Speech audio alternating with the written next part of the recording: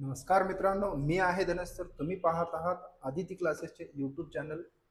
आज आपण पाहणार आहोत क्लॉज, ज्यामध्ये मेन अँड सब ऑर्डिनेट असणार आहे. हे या क्वेश्चनचं भरपूर मुलांना प्रॉब्लेम आहेत, त्या प्रॉब्लेमचं आपण सोल्युशन आज काढणार आहोत. ही जी क्वेश्चन आहे ही क्वेश्चन नंबर 1 ए सोडून बी मध्ये जो दुसरा प्रश्न असतो तो असणार आहे 1 मार्काचा. क्लॉज बद्दल भरपूर जणांना भीती आहे, अवघड आहे. ओके, ते आपण आता बघणार आहोत. विशेषतः 10वी मधील विद्यार्थ्यांना 10th एक्झामिनेशनसाठी आता इंग्लिशचा जो एक्झाम होणार आहे त्या एक्झामला उपयोगी पडणार आहे. चला मग वेळ न घालवता सुरू करूया. सुरू करण्यापूर्वी एक रिक्वेस्ट आहे, चॅनलला लाईक, शेअर आणि सबस्क्राईब करण्याचं विसरू नका, जेणेकरून जास्तीत जास्त विद्यार्थ्यापर्यंत पोहोचेल. ओके, इथे तुम्हाला काही गोष्टी दिलेल्या आहेत, दिसतात की नाही माहित नाही, ठीक आहे, तरीही घेऊया. इथे जे प्रोनाउन दिलेलं आहे, प्रोनाउन हे रिलेटिव्ह प्रोनाउन आहे. काय आहे? Relative pronoun. रिलेटिव्ह प्रोनाउन हे रिलेटिव्ह प्रोनाउन म्हणजे काय ते घेण्याच्या अगोदर आपण क्लॉज म्हणजे काय हे लक्षात घेऊया. ठीक आहे, याच्या क्लॉज मध्ये 2 प्रकार पडतात, एक मेन आणि दुसरा subordinate clause. Okay, main and subordinate clause. Main clause जर तुम्हाला ओळखता आली तर तुम्हाला सब ऑर्डिनेट क्लॉज बनवता यायला पाहिजे. ह्या दोघांना कनेक्ट करणारा जो शब्द असतो, जो वर्ड असतो, तो वापरायचा आहे रिलेटिव्ह प्रोनाउन, जे who, which, that, where, when, whose असा आहे. ओके, मग आपल्याला फक्त मेन क्लॉज आणि सबऑर्डिनेट क्लॉज दोन्ही जोडायचं आहे. 10वीच्या जी एक्झाम मध्ये विचारले जाते ते मेन क्लॉज देतात. तुम्हाला सब ऑर्डिनेट क्लॉज जोडायचा असतो. ते कशाने जोडायचं आहे? हे प्रोनाउनने जोडायचं आहे, रिलेटिव्ह प्रोनाउनने जोडायचं आहे. ते आपण पुढे एक्झाम्पल मध्ये बघणारच आहोत. चला मग पुढे जाऊयात.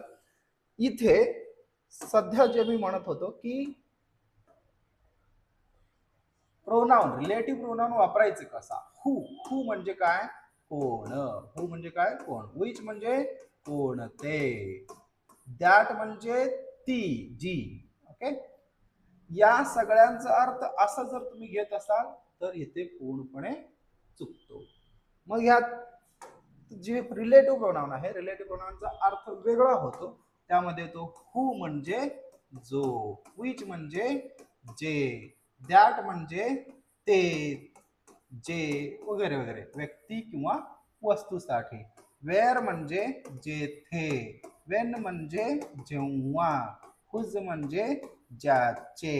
इथे लक्ष घ्या. म्हणजे काय, एक व्यक्ती असेल तर त्या व्यक्तीसाठी कोणतं वापरायचं? हू. ही जी आहे व्यक्ती, वस्तू, प्राणी, जागा, वेळ, मालकी, हे सगळं तुम्हाला मेन क्लॉज मध्ये भेटतात. कुठे भेटतात? मेन क्लॉज मध्ये. मेन क्लॉज मध्ये व्यक्ती भेटली तर घ्यायचं हू, व्यक्तीबद्दल माहिती दिली असेल तर. वस्तू किंवा प्राणीबद्दल दिली असेल तर विच वापरा. वस्तू किंवा व्यक्तीबद्दल दिली असेल तर दॅट वापरा. जागेबद्दल माहिती दिली तर वेअर वापरा. वेळेबद्दल माहिती दिली असेल तर वेन माहिती वापरा. मालकी म्हणजे माझा आहे, ज्याचा आहे, त्याचा आहे, म्हणजे तेव्हा वापरायचा हुज. इथे एक एक्झाम्पल दिलंय बघा, लक्षात घ्या नीट व्यवस्थित. ओके, एक मुलगी आहे जी, मुलीबद्दल माहिती आहे ना, मुलगी आहे. व्यक्ती आहे, व्यक्ती असेल तर आपल्याला जोडायचं आहे the girl who won the prize is my friend. याच्यात जो हू ओन द प्राइज आहे ना, ही आहे subordinate clause. Subordinate. Main clause कोणता? The girl is my friend. Girl is my friend मेन वाक्य आहे. मग जी काय, प्राइज जिंकलेली आहे, तिच्याबद्दल माहिती सांगत असताना हू वापरायचा आहे. जो कार आहे, ती कार माझा आहे, पण जे काय आहे? रेड आहे. ही जी बुक आहे ना, हे बुक मला आवडतं. This is the book that I like. या बुक बद्दल व्यक्ती न घेता काय घेतलंय? दॅट घेतलेला आहे. This is the hotel. हे हॉटेल आहे, माहिती आहे. जिथे, हॉटेल ही जागा आहे ना, हॉटेल ही वस्तू आहे किंवा जागा आहे, त्याच्याबद्दल कोणतेही वापरू शकतो. वेअर वापरा. वस्तू म्हणून घेतलात hotel, this is the hotel which is wonderful असं म्हणलं तरी चालेल, किंवा एखादा ठिकाण म्हणून घेतला तर वेअर घेतलं तरी चालेल. I remember the day, time आला. डे म्हणजे टाइम आला. टाइम आल्यानंतर काय वापरायचंय? वेन. द बॉय एक व्यक्ती आहे. The boy whose father is a doctor. ज्याचे, हुज म्हणजे काय? ज्याचे. The boy is a doctor. The boy is a doctor. Whose father. Whose father म्हणजे काय? ज्याचे वडील. जो मुलगा आहे, the boy whose father is a doctor. मुलगा जो आहे तो एक डॉक्टर आहे. त्याचा वडील जो आहे तो डॉक्टर आहे. एक मुलगा आहे तो, त्याचा वडील कोण आहे? डॉक्टर आहे. चला आपण पुढे घेऊयात. इथे एक्झाम्पल मी प्रत्येक वेळेला व्यवस्थित घेतलेलं आहे, ते आपण ट्राय करूयात. Okay okay. द बॉय मुलाबद्दल आहे ना, व्यक्ती आहे. व्यक्ती असेल तर काय घ्यायचा? हू घ्यायचा. The boy won the race is my cousin. Cake वस्तू आहे, दॅट. सिटी जागा आहे, वेअर. पीपल व्यक्ती आहे, हू. मूव्ही एक वस्तू आहे, एक वस्तू किंवा जागा म्हणतो, त्याच्यासाठी विच वापरतो. मुलगी आहे, व्यक्ती आहे, हू. वस्तू किंवा व्यक्तीसाठी दॅट. दिस जागा, दिस इज द हाऊस जागा आहे, वेअर. बुक जे आहे ते बुक म्हणजे वस्तू आहे, त्यासाठी विच. व्यक्ती आहे, हू. हे महत्वाचे आहेत. इकडे सुद्धा तसाच आहे, तुम्ही जरा एक्झाम्पल साठी दिलेला आहे. आता मूळ वळूया. 10वीच्या बोर्डात कशी परीक्षा दिली जाते. मी इथे एक 10वीचा एक क्वेश्चन घेतलेला आहे. 10वीचा 2025 ला पडलेला क्वेश्चन आहे. 2025 चा जो क्वेश्चन आहे तो कसं सोडवायचा ते आपण पाहूयात. 2025 मध्ये जे क्वेश्चन दिलेले आहेत त्याच्यामध्ये क्वेश्चन नंबर 1 मधील बी मधील 1 मधील बी क्वेश्चन सोडवायचा आहे.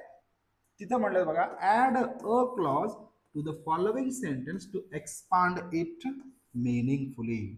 इथे एक शब्द जे काही सेंटेन्स दिलाय तो दिलेला असतो मेन क्लॉज. काय दिलेला असतो? Main clause. याचा ऍड करायचा आपल्याला सब ऑर्डिनेट क्लॉज. काय वापरायचं आहे? Subordinate clause. Subordinate clause वापरण्यासाठी इथे काहीतरी आपल्याला काय वापरावं लागेल? Pronoun, relative pronoun. Okay, relative pronoun. Relative pronoun हे कधी वापरतो? या वाक्यावरून. My uncle found a baby. Baby बद्दल माहिती आहे. बेबी कशाबद्दल माहिती आहे? बेबी बद्दल. बेबी ही एक व्यक्ती किंवा वस्तू आहे. इथं जर जोडायचं असेल तर काय घ्यायचा? हू. काय घ्यायचा? हू. माझ्या काकाला बेबी सापडले. हू वाज क्राईंग असं म्हणलं तरीही चालेल. Who was crying. किंवा सापडले आहे. काय केले? सापडले. सापडले असेल तर जागा है ना, फाउंड. कुठे सापडले तुला? जिथे, where the old temple used to be. हे जर अवघड वाटत असेल तर ही सोपी आहे. तुम्हाला इथं लक्षात घ्या, कशाबद्दल माहिती देतात त्याच्यावरून तुम्हाला प्रोनाउन घ्यायची आहे. मग तसंच जर तुम्हाला अजून एक एक्झाम्पल पाहिजे असेल, मग याच्यात अजून एक एक्झाम्पल घेऊया आपण. ठीक आहे, इथे जागा नाही तर खाली लिहूया. ठीक आहे, ओके ओके ओके ठीक आहे. I lost the watch. Watch म्हणजे घड्याळ. मी काय केलं? घड्याळ विसरलो. याच्याबद्दल कशाची माहिती आहे? कशाची माहिती आहे? वॉच बद्दल आहे. वस्तू आहे. वस्तूसाठी काय वापरतो? विच वापरतो. काय वापरतो? विच. वस्तूसाठी काय वापरतो? Which. I lost the watch म्हणजे मी ते घड्याळ विसरलो किंवा हरवलं. जे, याचा अर्थ काय? जे माझ्या काकाने दिलं होतं. माय अंकल गिफ्टेड मी. ओके, संपला. म्हणजे इथं जे आहे हे प्रोनाउन, हे रिलेटिव्ह प्रोनाउन वापरायची आहे. इथं तुम्ही दॅट सुद्धा वापरू शकता. No problem. दॅट वापरा. I lost the watch that I bought. I bought last week. मी गेल्या आठवड्यातच ते घेतलं होतं. ती आपण आता हरवलेलं आहे. ओके, तुम्हाला कळालं असेल. अजून एक एक्झाम्पल घ्यायचं का? ठीक आहे, घेऊया. चला,